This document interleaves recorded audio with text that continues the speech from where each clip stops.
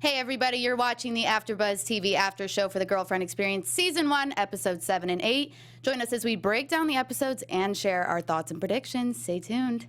You're tuning into the destination for TV superfan discussion, AFTERBUZZ TV. And now, let the buzz begin. Woo! How's it going, everybody? We're hyped tonight for episodes 7 and 8 called Access and Provocation. Of course, it was a crazy 2 episodes, super heated, super steamy, a lot of conflict. I'm feeling amped to talk about it. I'm your lead host, Samantha Benitz. You can find me on Instagram and Twitter at Samantha_Benitz. And of course, I'm joined this week by Sam Davidson. She's back in action, so it's Sam Squared tonight. Yeah, hey guys, you can find me on Twitter and Instagram at SamD43. Sorry I couldn't make it last week, but I'm here and loving the show. So excited to talk about it with you guys. And I'm in the live chat, so please chat. Let us know what you thought of it too.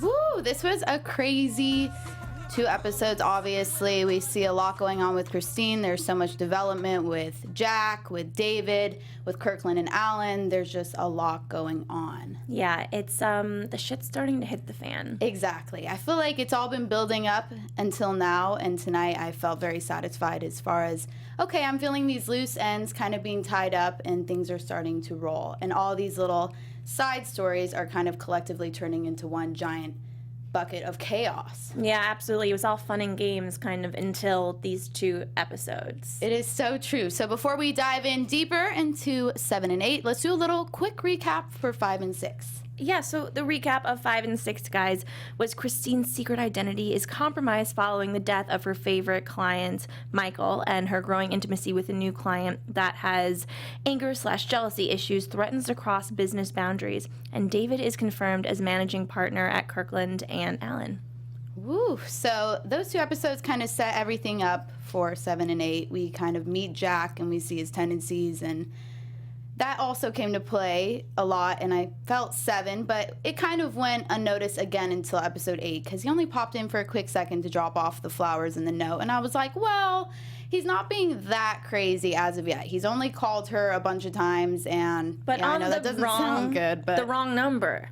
That's what upset her the most, is that he wasn't calling her on the Chelsea's given number, right. cell phone. It was Christine's cell phone. That's a good point, but I feel like she has to know getting into this business that somebody's going to want to dive deeper than just the persona of having the girlfriend experience. Dive deeper? Yes, of really, course. Sam? Got to do the pun, you know. We need one of those right now. But of course, we can see that she's not willing to do the same with him. It's not mutual. She's not really feeling a relationship type of vibe with him, would you say? No, I was confused the last 2 episodes. I thought that maybe she, did. Right. But I don't think that she ever did once he crossed those lines, that, game over. Yeah, I know. She did kind of try to make up another alias, going by Annabelle and things like that. Her sister's name. Yeah, which I'm like, okay, she wants to tell him the truth, but she's really stretching. And I think, bottom line, she's already too hooked to this game. It doesn't seem like she wants to let it go anytime soon. No. Yeah. I don't know. I didn't like him, though. I wanted to be like, ooh, I want the audience to fall in love with one of the guys, too. Right. But at the end of the day, they're still, hiring someone for sex, and I don't know if I could really fall in love with it. If he's good-looking, how's it going on? Why? Right. I get the old guys, but... Exactly. You think that she might have a crush eventually down the line, and I almost thought that would happen with David, but it seems like they're going to be arch nemesis this entire season. Yeah, it's like Christine liked him. Chelsea didn't like him. Christine liked him. That's a good point, and I think she has the ladder of the corporate world that she wants to climb up, but also in the call girl world, which they're kind of opposing. And obviously, you're not going to go up one without falling down the other, it kind of seems like. Yeah, absolutely. So I thought the interesting thing about episode 7 was it opened up with her, okay, here's another bad pun. She's getting a pap smear. And I'm thinking, wow, they're really not afraid to show anything in this show. They show her masturbating several times, getting a pap smear, using a tampon. They are not afraid to go there. And it's kind of the mundane things about being a girl that they're showing, and maybe the unappealing things that are not really seen behind closed doors that they're bringing in the forefront. So what do you think about that as far as the way they're doing it? Well, first of all, with the when she went to the gynecologist, I get that they were, now that you said that, it makes more sense, like the small things of being a woman. Right. But to me, I was like, is there something wrong? Like, why are they showing us this specifically? Yeah. Do you feel like they're kind of using it as a red herring to show that she may have problems getting an STD or something along those lines, or a pregnancy, or... I don't know. That's what I thought. But at the same time, they choose random things to focus on. And, Right. like, taking her tampon out is not significant. Like, they're just showing us, like, it just as them as filmmakers, kind of showing us, like, a day in the life kind of thing. So maybe that's what this was. But also, I kind of thought, well, maybe there could be something wrong with her. She could think she's pregnant.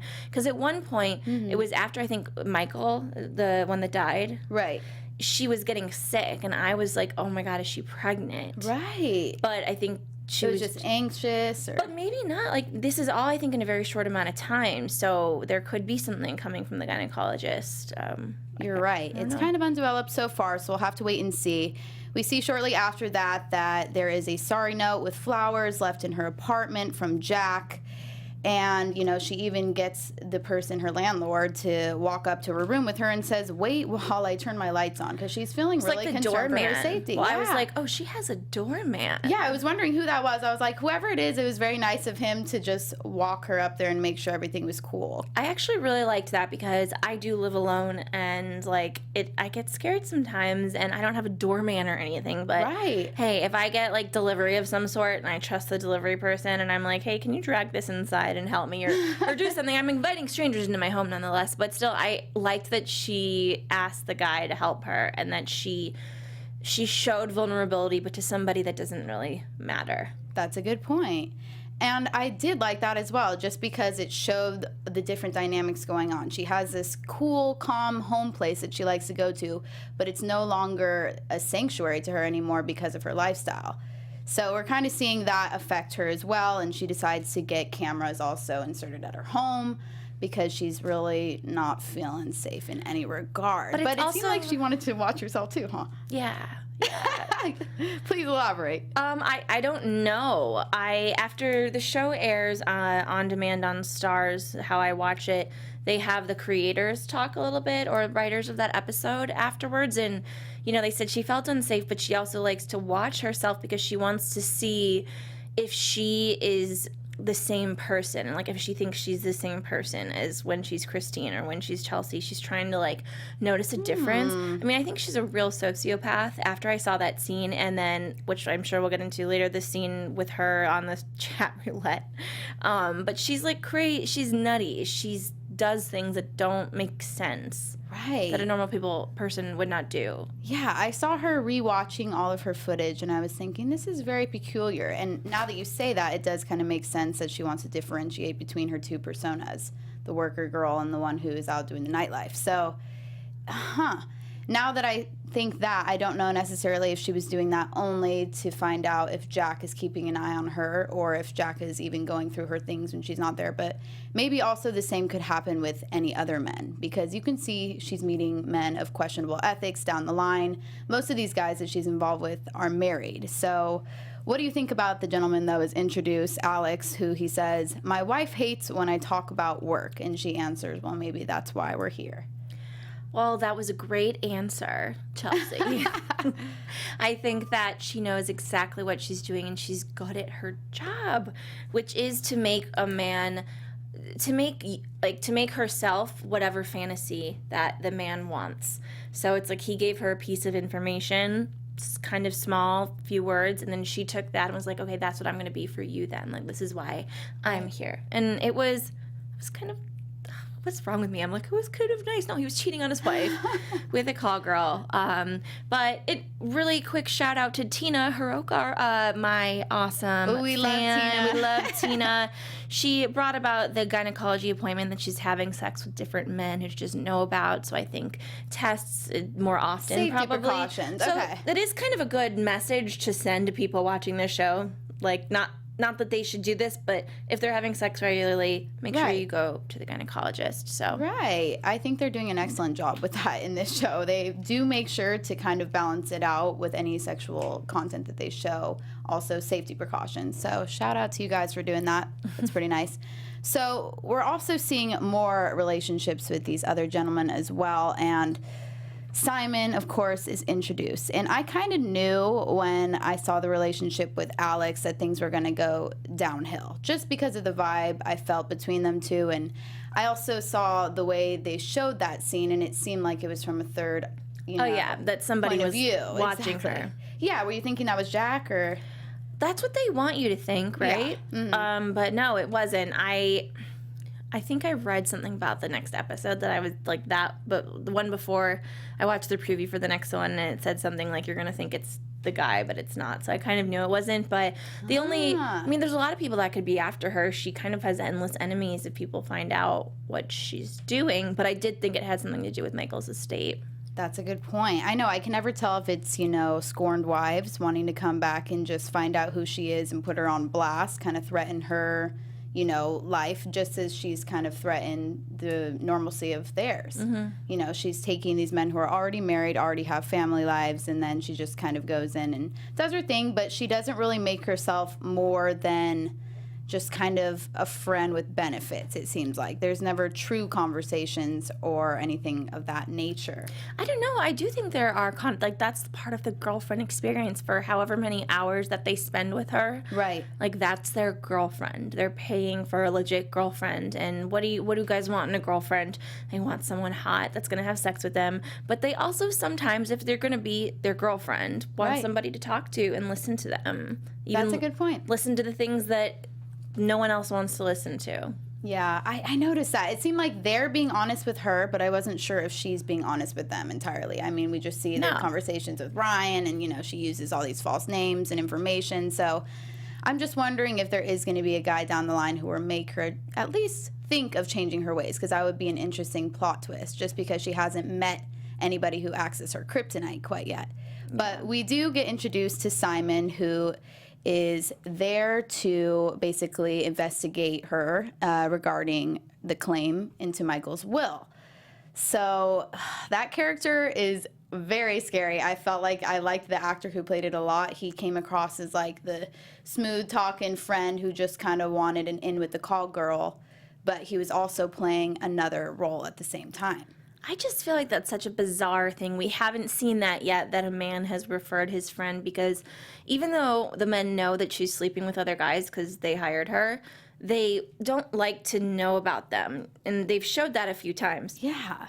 So for her to accept this business that's like, this is my friend, that kind of was a first, I think, maybe for her Red flag, yeah. and for the audience. And she picked up on it fast enough, so. Yeah, she's a smart cookie. And that's interesting you say that, because I saw that a writer and sex educator known as Lux Altram discussed episode 7 with Vulture and basically said, it feels really dated to me regarding this conversation between Simon and Alex. And so he said, like the idea of so-called high-class escorting, that's very much a holdover from the pre-recession era where there were a lot of women charging $1,000 an hour or more and working on referrals was a little more common, but it's not how things are done anymore. The vast majority of escorts, whether they're charging, they have a website, they advertise online, they do most of their screening online. They're not on the phone all the time with clients and getting lots of clients who are like, hey, you should see my buddy. So I kind of felt like, oh, that's an interesting point. Like, I didn't really think of that, but it does make a lot of sense in this social media age. Yeah. I mean, it is important to remember, though, that she strayed away from, someone like an agency that does those things like that. So, yes, because I've read, things similar saying the show is unrealistic, but she went off on her own really early. She'd never done this before and didn't really know what she's doing. And I think she's doing it all the wrong ways. That is such a good point, and I didn't even think about that, but I'm like, because she is doing it independently, she's not going to be taking the necessary precautions, and then it may end up with problems like so. Yeah, and that's exactly why those agencies end up doing that, probably is because of girls like Christine.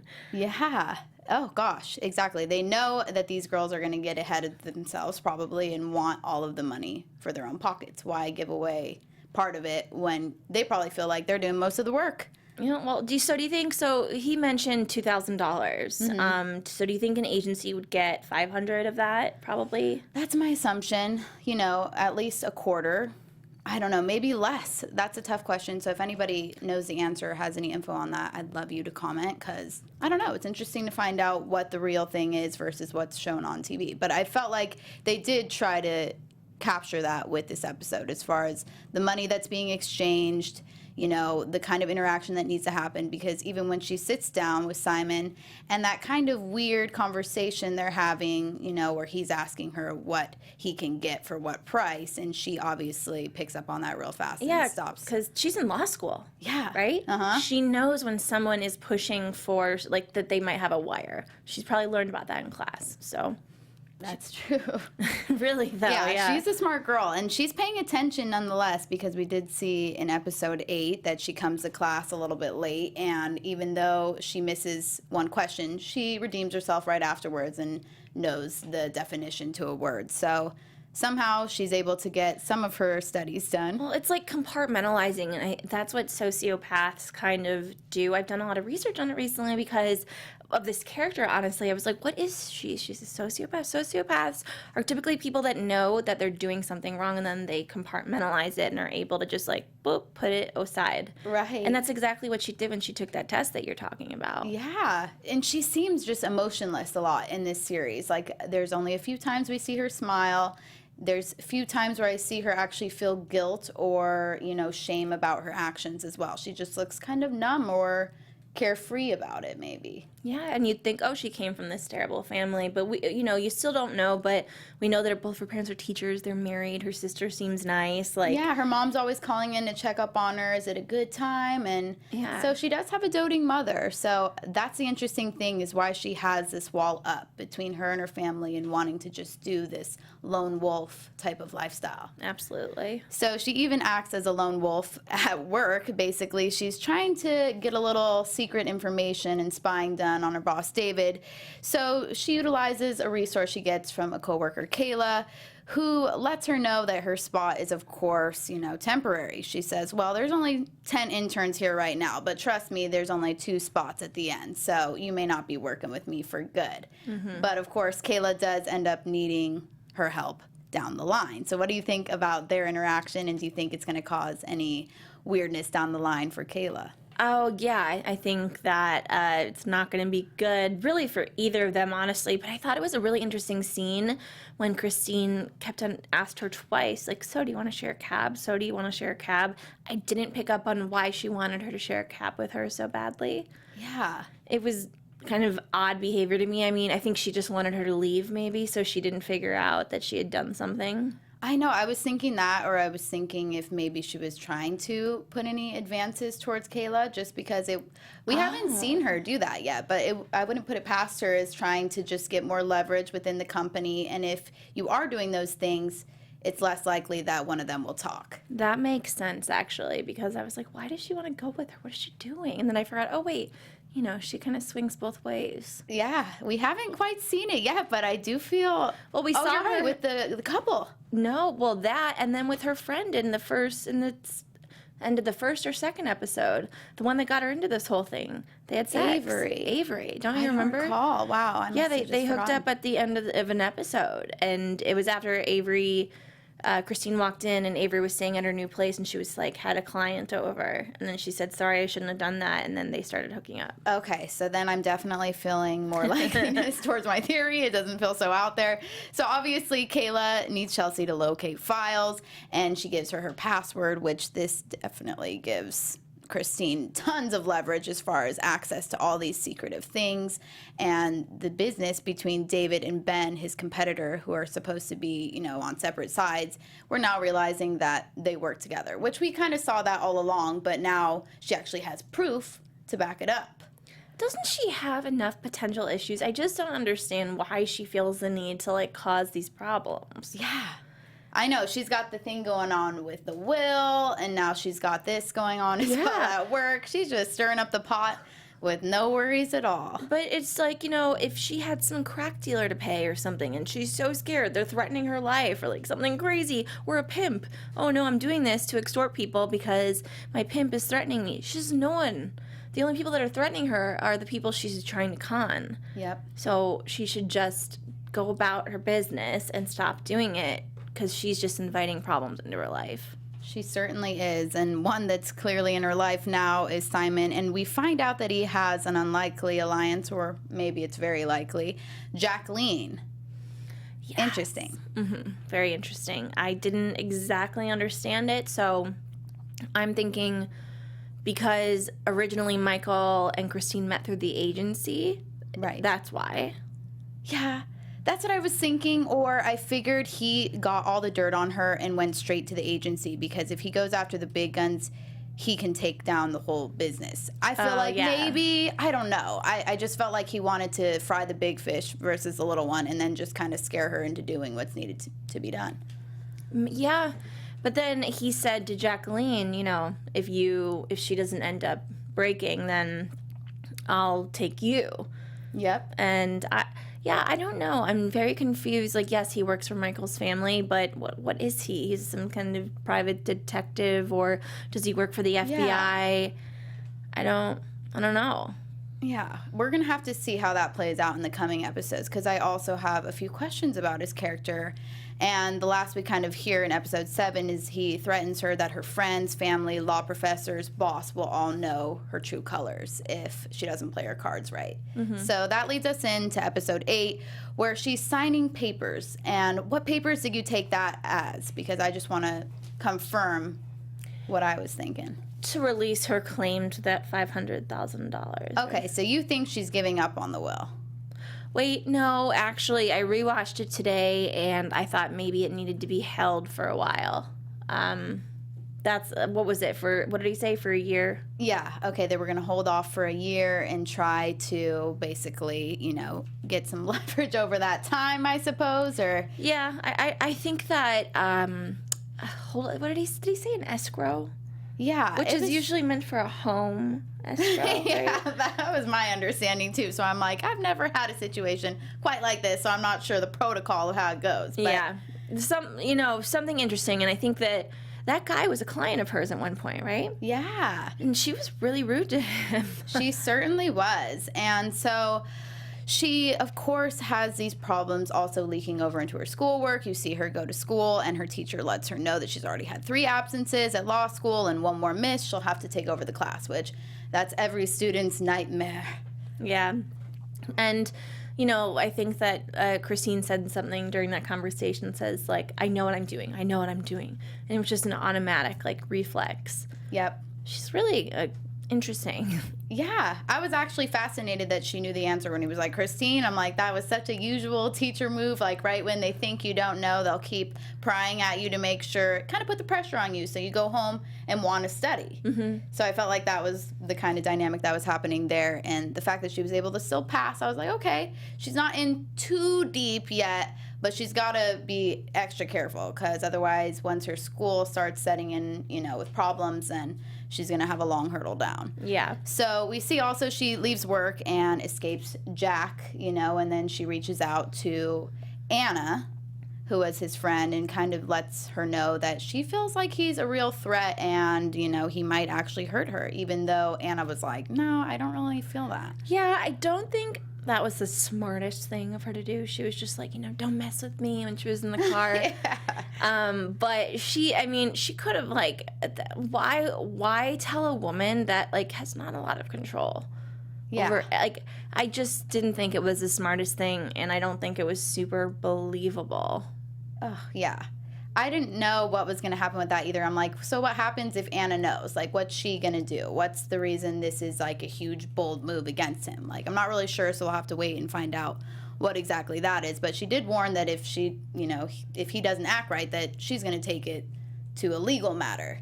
So that was kind of the threat, probably just to scare everybody. And then as the episode progresses, of course, we see that she's getting bored. She decides to have a video chat with strangers, and there's a, people scene. Still do chat roulette. Apparently, I think that was chat roulette.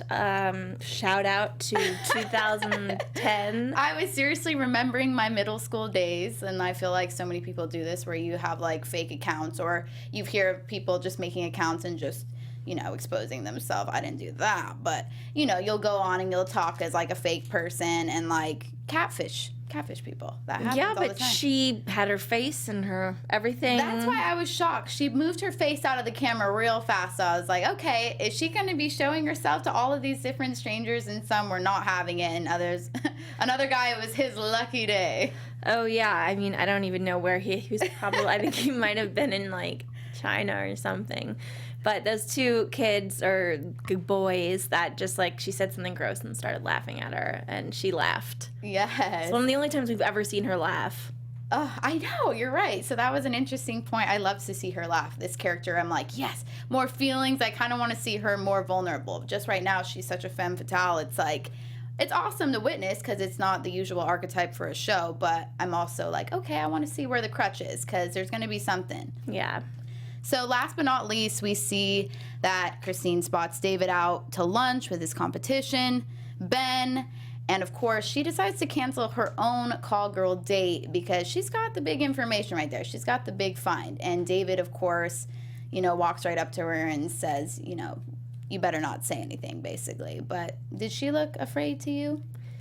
She looked a little nervous. She looked very pretty in that scene, by the way. I loved her dress. I thought the same thing. The styling for that moment was epic. Her hair and the dress was so gorgeous. Yeah. I think that she wasn't. She just didn't want to get caught as being a call girl. Oh, that's a good point. And then he would have leverage on her. So I feel like she's like, not Exactly. evening out this. Okay, so that's interesting. I like that observation. So last but not least, she goes in with the big guns and tells Aaron David's intentionally throwing the XHP case. And you can see Aaron like, But she does inform, David and Ben about Christine knowing. Yeah. So it seems like Aaron's in on it. Oh, yes, Aaron's Clearly. definitely 100% in on it. I just don't know. I really want to believe that Christine is smarter than she's seeming right now, and that she knew somehow that Aaron was in on it, and like manipulatively walked in there and tried to act like, oh, the dumb girl that had sex with the boss, and now she's trying to blackmail him. I just want to let you know. But really, she knew the whole time. So, I don't know.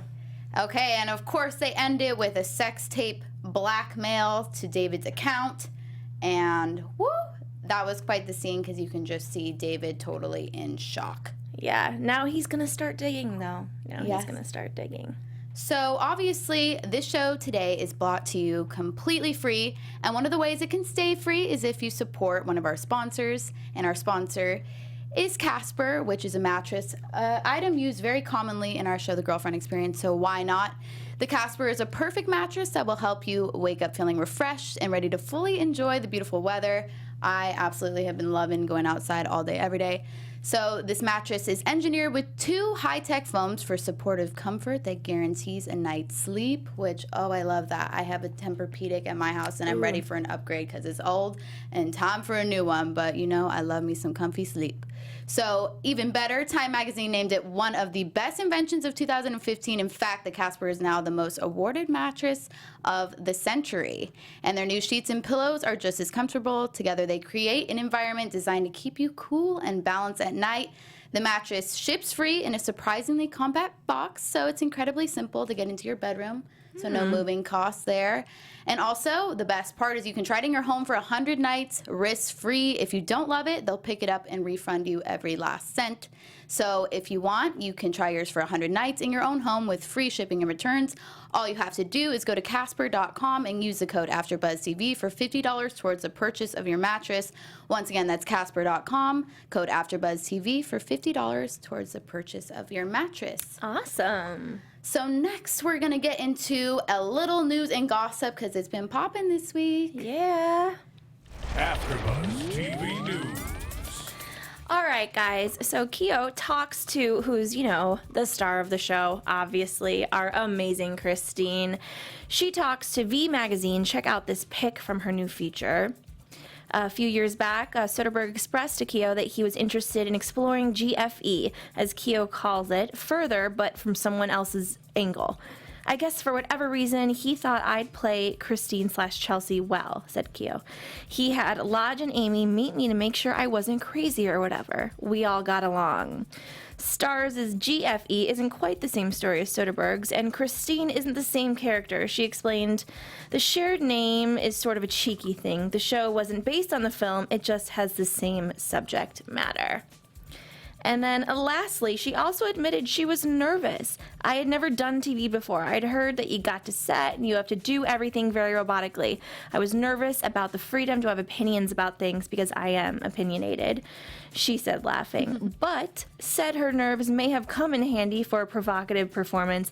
I definitely don't have a problem doing sex scenes, but I tend to like to do things that initially make me feel a bit nervous. I don't think you can really grow at any job unless you do things that freak you out. And I'm sure GFE will make people uncomfortable, but I have fun doing that. And she does it so well, I must say. And she looks absolutely gorgeous in the photo. Check out the dress. Looks like a kaleidoscope almost to me. And she's rocking her gorgeous pearly whites, which is something you don't see a whole lot in the show. So it's a nice little treat for her Instagram followers. Absolutely. She's so beautiful. I loved looking at photos of her.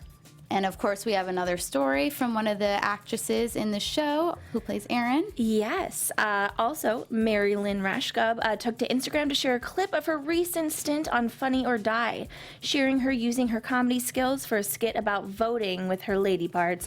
She also shared a behind-the-scenes snap with the caption, "Shout out to all the girls and one token man that wrote, directed, and shot the Funny or Die video."